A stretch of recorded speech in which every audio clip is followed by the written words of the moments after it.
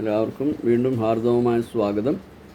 അപ്പോൾ നമ്മൾ കഴിഞ്ഞ എപ്പിസോഡുകളിൽ ഭാഗ്യഭാവത്തിൻ്റെയും കർമ്മഭാവത്തിൻ്റെയും ഫലങ്ങളാണ് നമ്മൾ പറഞ്ഞത്. ഓരോ ആ ഭാവങ്ങളിൽ നിൽക്കുന്ന ഗ്രഹസ്ഥിതിയെ ആസ്പദമാക്കിയാണ് നമ്മൾ ആ ഫലങ്ങൾ പറഞ്ഞത്.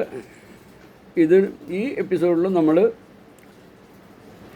കർമ്മസ്ഥാനത്തിനെ കൊണ്ട് തന്നെ കർമ്മസ്ഥാനത്ത് ഗ്രഹങ്ങൾ നിന്നാലുള്ള ഫലത്തിൻ്റെ തുടർച്ചയാണ്.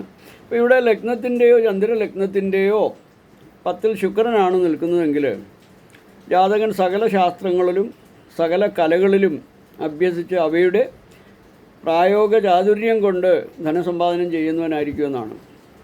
ഇങ്ങനെയുള്ളവർ സജ്ജനങ്ങൾക്ക് വേണ്ടി ധനം ദാനം ചെയ്യുന്നവനും നല്ല വിനയമുള്ളവരും ജനങ്ങളുടെ ഭാഗതയെ നിർണ്ണയിക്കുന്ന നേതാക്കന്മാരായും പലവിധത്തിൽ ധനവരുമാനവും സർവത്ര കീർത്തിയുമുള്ളവനുമായി ഒക്കെ ഭജിക്കുമെന്നാണ് ആചാര്യൻ പറയുന്നത്. അതുപോലെ ലഗ്നത്തിൻ്റെയോ ചന്ദ്രലഗ്നത്തിൻ്റെയോ 10 ശനി നിന്നാൽ അപ്പോൾ ജനിക്കുന്ന മനുഷ്യൻ ഹീന പ്രവൃത്തികളെ കൊണ്ട് ജീവിക്കുന്നവനും എപ്പോഴും ഓരോ വിധത്തിലുള്ള രോഗങ്ങളെ കൊണ്ടും ശാരീരിക ദുഷിച്ച അനുഭവം കൊണ്ടും ദുഃഖത്തോടും കൂടിയവനുമൊക്കെ ആയിരിക്കുമെന്നാണ് പറയുന്നത്. സജ്ജനങ്ങളുമായി കലഹത്തിലും വിവാദത്തിലുമൊക്കെ ഉൾപ്പെടുന്നവനായിരിക്കും. അടിക്കടി ധനധാന്യ നാശമുള്ളവനും മാനസികമായ ഉദ്വേഗം കൊണ്ട് തൻ്റെ മനസ്സെപ്പോഴും ചാബല്യമുള്ളതായും ദുസ്വഭാവിയായും തീരുമെന്ന് ആചാര്യൻ പറയുന്നുണ്ട്. സൂര്യൻ്റെയോ ചന്ദ്രൻ്റെയോ ലഗ്നത്തിൻ്റെയോ 10ാം ഭാവാധിപന്മാരായ ഗ്രഹങ്ങളിൽ ഏറ്റവും ബലവാനായ ഗ്രഹത്തിൻ്റെയും ഇവരുടെ നവാംശനാഥന്മാരിൽ ബലവാനായ ഗ്രഹത്തിൻ്റെയും ബലാബലങ്ങളെ ആശ്രയിച്ചാണ് ജീവിത വൃത്തിയെക്കുറിച്ച് ജ്യോതിഷത്തിൽ പറയുന്നത്. ലഗ്നചന്ദ്രന്മാരുടെ 10ാം ഭാവാധിപന്മാരിലും നവാംശനാഥന്മാരിലും വെച്ച് ബലവാനായ ഗ്രഹം വ്യാഴമായിരുന്നാൽ ഈശ്വരാർപ്പണങ്ങളായ യജ്ഞാദി കർമ്മങ്ങളും വൈദിക വൃത്തിയും ഇതൊക്കെ കൊണ്ട് ജീവിത നിവൃത്തി നേടുന്നവനായിരിക്കും. ശുക്രനായിരുന്നാൽ പശുക്കൾ, എരുമകൾ മുതലായ ജന്തുക്കളെ കൊണ്ടും രജതങ്ങൾ, രത്നങ്ങൾ മുതലായവയുടെ വ്യാപാരാദികളെ കൊണ്ടും, ശനിയായിരുന്നാൽ പ്രേക്ഷ്യപ്രവൃത്തികൾ കൊണ്ടും ഭാരം ചുമന്നും അടുക്കള ജോലി ചെയ്തും മറ്റു ക്ലിഷ്ടകരങ്ങളായ പ്രവർത്തനങ്ങളിൽ ഏർപ്പെട്ടും ജീവിതവൃത്തി ചെയ്യുമെന്ന് ആണ് ഫലം പറയുന്നത്. കർമാധിപനായ ഗ്രഹം യാതൊരു ഗ്രഹത്തിൻ്റെ നവാംശത്തിൽ നിൽക്കുന്നു ആ ഗ്രഹത്തിന് തുല്യമായ പ്രവൃത്തി കൊണ്ട് ജീവിതവൃത്തി നിർവഹിക്കുമെന്ന് നിർദ്ദേശിച്ചുകൊള്ളേണ്ടതാവുന്നു. നമുക്കിവിടെ ഒരു ഫലം തീർപ്പ് കൽപ്പിക്കാൻ പറ്റത്തില്ല. ആ ഗ്രഹങ്ങൾ ഏത് ഭാവത്തിൽ നിൽക്കുന്നു ആ ഭാവത്തിൻ്റെ ഗ്രഹങ്ങളെ കൊണ്ട് എന്താണ് കർമ്മത്വം, അല്ലെങ്കിൽ ആ ഗ്രഹത്തിൻ്റെ ഫലം എന്താണ്, അതൊക്കെ നോക്കിയിട്ടാണ് നമ്മൾ പറയുന്നത്. അപ്പം ഇവിടെ കർമാധിപന്മാരായ ഗ്രഹങ്ങൾ തങ്ങളുടെ ബന്ധുക്ഷേത്രങ്ങളിലോ ശത്രുക്ഷേത്രങ്ങളിലോ നിന്നാൽ അവയ്ക്ക് അനുരൂപമായ ധനലാഭത്തെ നമുക്ക് പറയാനേ പറ്റുള്ളൂ. എങ്ങനെയെന്നാൽ ബന്ധുക്ഷേത്രത്തിലോ നവാംശത്തിലോ നിന്നാൽ ബന്ധുക്കളിൽ നിന്നും, ശത്രുക്ഷേത്രത്തിലോ നവാംശത്തിലോ നിന്നാൽ ശത്രുക്കളിൽ നിന്നും കർമാധിപൻ സൂര്യനാകുകയും സൂര്യൻ തൻ്റെ ഉച്ചരാശിയിലോ സ്വക്ഷേത്രത്തിലോ മൂലത്രികോണത്തിലോ നിൽക്കുകയും ചെയ്താൽ തൻ്റെ ഭുജവീര്യം കൊണ്ട് വിഭവ സ്വത്തുകൾ സമ്പാദിക്കുമെന്നും പറയുന്നുണ്ട്. ജനന സമയം ബുധൻ, ശുക്രൻ, വ്യാഴം, ശനി ഈ ഗ്രഹങ്ങളോട് ചേർന്ന് രാഹു ലഗ്നം 4, 7, 10 ഈ ഭാവങ്ങളിൽ നിന്നാൽ ജാതകന് സമ്പത്തും ആരോഗ്യവും പുത്രന്മാരും ലോക ബഹുമാനവും ഉണ്ടായിത്തീരുമെന്ന് അറിയേണ്ടതാണ്. അപ്പോൾ അത് അങ്ങനെയാണ്, നല്ല ഫലമാണ് അത് പറയുന്നത്. 10ാം ഭാവം ചൊവ്വയുടെയോ ശുക്രൻ്റെയോ ബുധൻ്റെയോ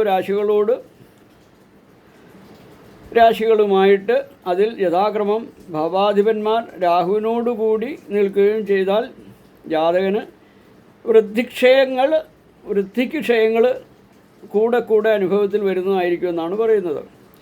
അതുപോലെ 8ലും 10ലും 12ലും പാപഗ്രഹം നിൽക്കെ ജനിക്കുന്നവൻ പിതാവിനെയും മാതാവിനെയും നശിപ്പിക്കുകയും അല്ലെങ്കിൽ അവർക്ക് ദോഷഫലങ്ങൾ പ്രദാനം ചെയ്യുകയും ചെയ്യും.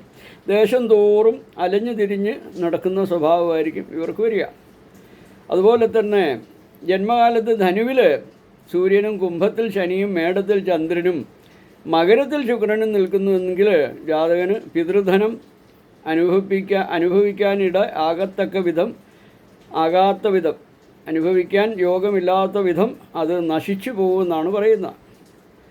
ജന്മലഗ്നത്തിൻ്റെ 7-ലോ 12-ലോ രാഹുവും 10-ൽ ചൊവ്വയും നിൽക്കെ ജനിക്കുന്നവൻ്റെ പിതാവ് ഏറ്റവും കഷ്ടപ്പാടുകളോട് കൂടി ജീവിക്കേണ്ടി വരും. രാഹു കന്നിയിലോ മിഥുനത്തിലോ നിൽക്കുകയും അത് ലഗ്നം 4, 7, 10, 5, 9, 6, 12 ഈ ഭാഗങ്ങളിൽ ഒന്നിലേതെങ്കിലും നിൽക്കുകയും ചെയ്താൽ ജാതകൻ ദാനം ചെയ്യുന്നവനും സുഖമായ ഭക്ഷണം കഴിക്കുന്നവനും നല്ല ആരോഗ്യമുള്ളവനുമായി തീരും. ആദിത്യന് പാപയോഗമോ പാപമധ്യ സ്ഥിതിയോ സംഭവിക്കുകയും ചെയ്താൽ, ആദിത്യൻ്റെ 7-ൽ പാപഗ്രഹം നിൽക്കുകയും ചെയ്താൽ, ഇതൊക്കെ പറഞ്ഞെങ്കിൽ നമ്മൾ ഈ ആദിത്യൻ്റെ 7-ൽ പാപഗ്രഹം ഉണ്ടായിരിക്കണം, വീക്ഷിക്കണം, അല്ലെങ്കിൽ ദൃഷ്ടി വരണം ഒക്കെ. അങ്ങനെ വന്നാൽ പെട്ടെന്ന് തന്നെ പിതാവിന് മരണം അല്ലെങ്കിൽ പിതാവിന് ദുരിതം വന്നു ഭവിക്കുമെന്നൊക്കെയാണ് ഇവിടെ പ്രമാണം പറയുന്നത്. അതുപോലെ ജാതകത്തിൽ 10-ാമിടത്ത് ചൊവ്വ ശത്രുക്ഷേത്രത്തിൽ നിൽക്കുന്നുവെങ്കിൽ ശിശുവിൻ്റെ പിതാവ് പെട്ടെന്ന് തന്നെ ദുരിതം വന്ന് മരിച്ചു പോകുമെന്നും അതിൽ സംശയമേ വേണ്ട എന്നാണ് ആചാര്യൻ ഇവിടെ പ്രതിപാദിച്ചിട്ടുള്ളത്. ഓക്കെ. അതുപോലെ തന്നെ ലഗ്നത്തിൽ വ്യാഴവും 2-ൽ ശനിയും ക്രമപ്രകാരമുള്ള സ്ഥാനങ്ങളിൽ ആദിത്യനോ ചൊവ്വയോ ബുധനോ നിന്നാൽ ആ ബാലൻ്റെ പ്രായത്തിൽ ആ മംഗളകർമ്മം നടക്കുന്ന സമയം വിശേഷാൽ രോഗങ്ങളൊന്നും കൂടാതെ പെട്ടെന്ന് പിതാവിന് മരണമുണ്ടാകുമെന്ന് പറയുന്നുണ്ട്. അപ്പോൾ എന്താണ്, ലഗ്നത്തിൽ വ്യാഴവും 2-ൽ ശനിയും ക്രമപ്രകാരമുള്ള സ്ഥാനങ്ങളിൽ ആദിത്യനോ, അപ്പോൾ 2-ൽ വ്യാഴവും 2-ൽ ശനിയും ആദിത്യനോ ചൊവ്വയോ ബുധനോ ഒക്കെ നിന്നാൽ ആ ബാലൻ്റെ വിവാഹപ്രായത്തിൽ ആ മംഗളകർമ്മം നടക്കുന്ന സമയം വിശേഷാൽ, അപ്പോൾ അതാണ് ഒരു പ്രത്യേക ഗ്രഹസ്ഥിതിയാണ് അവിടെ പറയുന്നത്. ആ ബാലന് മംഗളം വിവാഹമൊക്കെ നടക്കുന്ന സമയത്ത് പിതാവിന് ദുരിതം വരുന്ന ഒരു യോഗമാണ് ആ ഗ്രഹസ്ഥിതി പറയുന്നത്. ജനന സമയം 3-ാമിടത്ത് വ്യാഴവും 11-ൽ ചന്ദ്രനും നിൽക്കെ ജനിക്കുന്നവൻ തൻ്റെ വംശത്തിൻ്റെ നടുനായകവും ദീപവുമായി തീരുമെന്ന് പറയുന്നു. ചിങ്ങം ലഗ്നമായി അവിടെ ചൊവ്വയും 5-ൽ ചന്ദ്രനും 12-ാമിടത്ത് രാഹുവും നിന്നാൽ ജാതകൻ തൻ്റെ വംശത്തെ പ്രകാശിപ്പിക്കുന്നവനായിരിക്കും. അപ്പം ആ ഇതിൽ മുഖ്യനായിരിക്കും, അവരുടെ കുടുംബത്തെ മഹിമ ഒക്കെ ഉയർത്തിപ്പിടിക്കുന്നവനായിരിക്കും എന്നർത്ഥം. ഏതെങ്കിലും പാപഗ്രഹം ലഗ്നത്തിലും അഷ്ടമത്തിലും നിൽക്കുമ്പോൾ ജനിക്കുന്നവൻ 2 പൊക്കിൾ കൊടികളോടുകൂടിയവനും തൻ്റെ വംശത്തെ പ്രകാശിപ്പിക്കുന്നവനുമായിരിക്കും എന്നും ആചാര്യൻ പറയുന്നു. അടുത്തത് ലഗ്നത്തിലോ 7-ലോ ചൊവ്വയും 5-ൽ ആദിത്യനും 12-ാമിടത്ത് രാഹുവും നിൽക്കെ ജാതകനാവുന്നവന് മധ്യത്തിൽ പ്രസിദ്ധനായി തീരുമെന്ന് സംശയം കൂടാതെ പറയാം.